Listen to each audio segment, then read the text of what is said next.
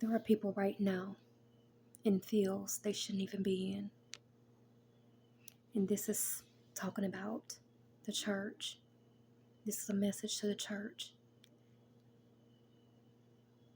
They are in places they shouldn't be, territories, and the fields is dying. They shouldn't be there. And naturally, people would think about positions and stuff like that. But naturally, I'm not talking about that. You are in somebody else's. You are in a place you shouldn't be. A city, a town, a church, somewhere you shouldn't be. And it's dying. The harvest is dying. The church is dying. The people are dying. Because you don't have the tools that's needed. Because for one, you don't know anything about the people. You don't know anything about the wants, the needs, or the people. Why those people are bound. Why they are oppressed. The things that's going on with them. You don't even know why.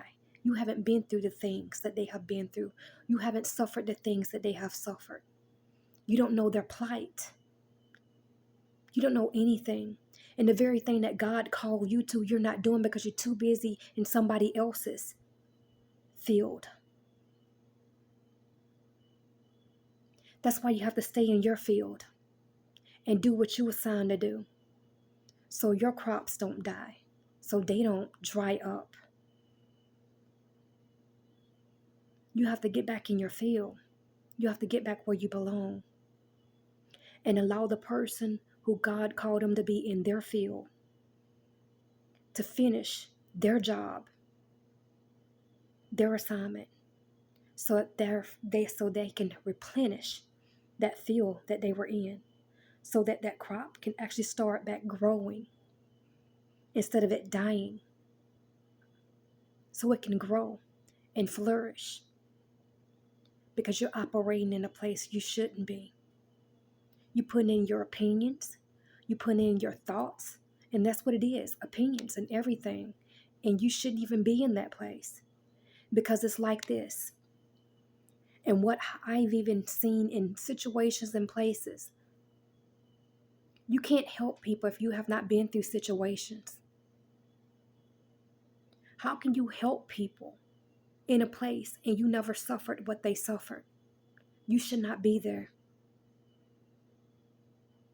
You shouldn't be there. You can't help.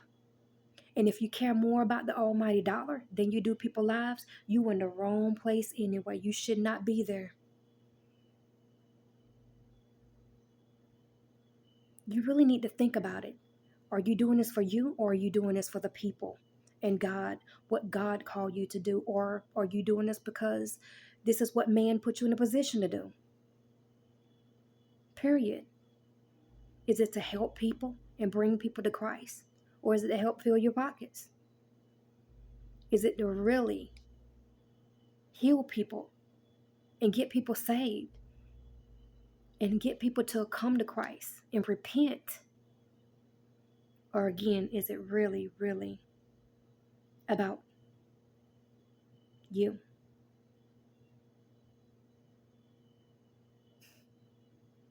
There's a lot of things out here in this world that I've seen. I've seen some cruelty. And I know there's people out there seen worse than I have. And I couldn't imagine. But there's nothing worse than seeing a person of God abuse that power. I can assure you that. Because people go to that person for help. They trust that person. They trust that people, as a matter of fact.